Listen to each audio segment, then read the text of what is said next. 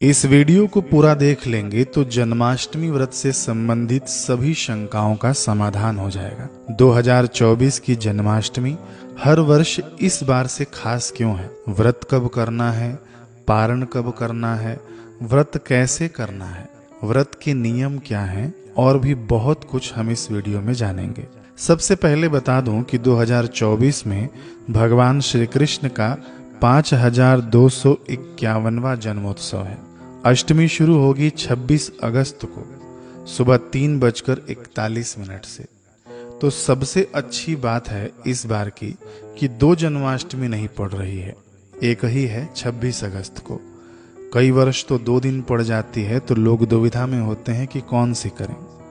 रोहिणी नक्षत्र भी 26 तारीख को ही है, दोपहर के 3:55 से शुरू होगी। तो बिल्कुल निश्चिंत होकर आप 26 अगस्त को व्रत कीजिए। अब इस वर्ष जन्माष्टमी बहुत ही खास हो जाती है क्योंकि यह सोमवार को पड़ रही है। इसकी महिमा मुझे ब्रह्म वैवर्त पुराण में मिली। लिखा है उसमें कि यदि जन्माष्टमी बुधवार या सोमवार को पड़े और कोई व्यक्ति ऐसे जन्माष्टमी का व्रत उपवास कर ले तो व्रती पुरुष फिर से गर्भावास नहीं करता है, यानी जन्म मरण के चक्कर से छूट जाता है। अष्टमी नवमी को स्पर्श करती हो और रोहिणी नक्षत्र भी पूरा हो तो यह व्रत सबसे सर्वोत्तम माना गया है। और ये पूरा का पूरा योग जैसे भगवान बता रहे हैं इस वर्ष 2024 में एज इट इज है, यानी बिल्कुल ऐसा ही है जैसे भगवान बता रहे हैं। भगवान आगे कहते हैं कि सैकड़ों वर्षों में भी ऐसा योग मिले न मिले कुछ कहा नहीं जा सकता। ऐसे उत्तम व्रत का अनुष्ठान करके व्रती पुरुष अपनी करोड़ों पीढ़ियों का उद्धार कर देता है। भगवान आगे बता रहे हैं कि किसी के पास यदि उत्सव मनाने के लिए, पूजन करने के लिए पैसे नहीं हो तो कोई बात नहीं, वह व्यक्ति केवल इस दुर्लभ योग में उपवास मात्र भी कर ले तो भगवान माधव उस पर उतने ही प्रसन्न होते हैं। कितनी अद्भुत महिमा है कि केवल आप उपवास कर लेंगे तो भी भगवान की प्रसन्नता आपको मिल जाएगी। यह बात पद्म पुराण में भी आती है। ये श्लोक देखिए, इस श्लोक में भी यही वर्णन है।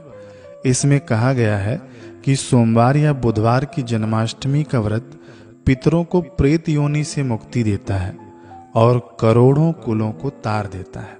तो ये जो भी मैंने बताया है बिल्कुल शास्त्रीय बात है, आप ब्रह्म वैवर्त पुराण में देख सकते हैं। मैं कपोल कल्पित बातें बताने में नहीं मानता, मेरे गुरुजी ने सिखाया है। अब आगे सुनिए। व्रत आपको करना है 26 अगस्त को। हो सके तो आप व्रत निर्जला कीजिए, यानी आपको कुछ खाना भी नहीं है और जल भी नहीं पीना है, बिना कुछ खाए पिए। और यदि यह संभव नहीं है तो केवल आप जल पीकर भी व्रत कर सकते हैं। यदि आवश्यक हो, जी हाँ, यदि आवश्यक हो तो आप गाय का असली दूध ले सकते हैं। मैं असली इसलिए कह रहा हूँ क्योंकि शहरों में जो लोग रहते हैं उनके पास डेयरी का दूध आता है।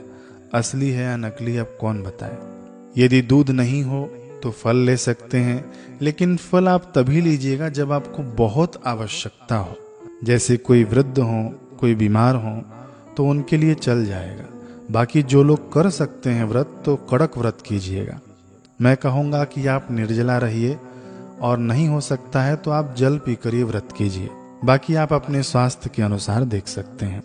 कुछ लोग प्लानिंग में होंगे कि साबूदाना बना लेंगे, उपवास की सब्जी खा लेंगे या हलवा बना लेंगे या बाजार का फलाहारी खा लेंगे। तो ऐसा आप सोचना बंद कीजिए, ये प्लानिंग मत कीजिए। उपवास में शक्कर खाना और गुड़ खाना भी मना है। लोग गाजर का हलवा बनाते हैं, लेकिन गाजर का हलवा उपवास में नहीं चलता है, ना एकादशी में, ना जन्माष्टमी में, ना किसी अन्य व्रत में। तो ये सब खाकर आप व्रत उपवास का सत्यानाश मत करना। 20 करोड़ एकादशी के पुण्यों का सौदा है, थोड़ी तपस्या तो होनी ही चाहिए। क्योंकि इस दिन आप व्रत उपवास कर लेंगे तो आपको 20 करोड़ एकादशी का पुण्य लाभ होगा। और सबसे इम्पोर्टेंट बात मैं बता दूं, जो आप लोग कमेंट में भर भर के पूछते हैं कि चाय पी सकते हैं क्या, तो चाय और कॉफ़ी बिल्कुल नहीं पी सकते। अब कई लोग कमेंट करेंगे कि चाय और कॉफ़ी क्यों नहीं पी सकते। तो देखिए, बहुत सी ऐसी चीज़ें हैं जिसको नहीं खा सकते, उसका कारण तो आप नहीं ढूंढते। केवल चाय और कॉफ़ी में ही कारण ढूंढ रहे हैं तो चाय और कॉफ़ी नहीं पीना चाहिए। अब आगे बढ़ते हैं सबसे विवादित बात पर कि व्रत कब खोलें, पारण कब करें। तो इसमें 3 मान्यताएं हैं, मैं आपको तीनों बताऊंगा। सबसे पहली मान्यता के अनुसार आजकल जो लोग करते हैं 12 बजे के बाद भगवान का जन्म हुआ, उत्सव मनाया, पूजन हुआ और उसके बाद व्रत खोल देते हैं। यदि ऐसे ही आपको पारण करना है तो आप इस बार रात्रि के 12:47 के बाद ही पारण करना। 12 बजा और तुरंत पारण कर लिया, ऐसे नहीं। 12:47 तक निशीत काल है, उसके बाद ही आप पारण करना। दूसरी मान्यता के अनुसार लोग अगले दिन यानी सूर्योदय के बाद व्रत खोलते हैं। और तीसरी और सबसे कठिन मान्यता के अनुसार जो पुराणों में लिखी है वह मैं आपको बताता हूँ। ब्रह्मवैवर्त पुराण में भगवान विष्णु जी व्रत खोलने की विधि बता रहे हैं। भगवान कह रहे हैं कि विद्वान पुरुष अष्टमी और रोहिणी नक्षत्र में पारण न करे। अब ध्यान से सुनिएगा, अष्टमी खत्म होगी रात को 2:21 पर और रोहिणी नक्षत्र अगले दिन यानी 27 तारीख को दोपहर के 3:40 पर खत्म होगा।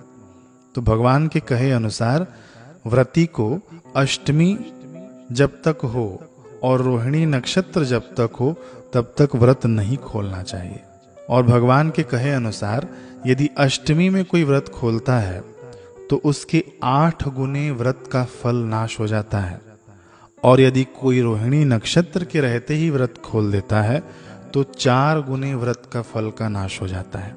देखिए ये श्लोक है, ये मैंने आप लोगों को डराने के लिए नहीं बताया है, बस हमारे शास्त्रों में क्या लिखा है वो आपको जानकारी होनी चाहिए। व्रत खोलने पर और भी अन्य शास्त्रों ने कहा है कि रोहिणी व्रत को त्याग कर रात्रि में पारण न करें। लेकिन जो मैंने पहली विधि बताई है कि जो लोग उत्सव के बाद व्रत खोल लेते हैं, उसका भी शास्त्रों में वर्णन है। गरुड़ पुराण और विष्णु धर्म में कहा है कि तिथ्यांत में या उत्सवांत में पारण करें, यानी जब उत्सव पूरा हो जाए उसके बाद आप पारण कर सकते हैं। तो आप कंफ्यूज मत होइए, जो भी आपका मन करे तीनों तरीकों में से आप उस प्रकार से पारण कर सकते हैं। और यदि किसी को रोहिणी नक्षत्र के बाद पारण करना हो तो बीच का रास्ता भी है। आप 26 तारीख जब तक भगवान का जन्म न हो तब तक निर्जला रहिए और उसके बाद आप फलाहार, दूध आदि पर रह सकते हैं 27 तारीख दोपहर के 3:40 तक, जब तक रोहिणी नक्षत्र खत्म न हो जाए। रोहिणी नक्षत्र खत्म होने के बाद आप भगवान की आरती कीजिए और उसके बाद व्रत का पारण कर सकते हैं। अब बात करेंगे उन लोगों की जो लोग चाहकर भी व्रत नहीं कर पाते हैं।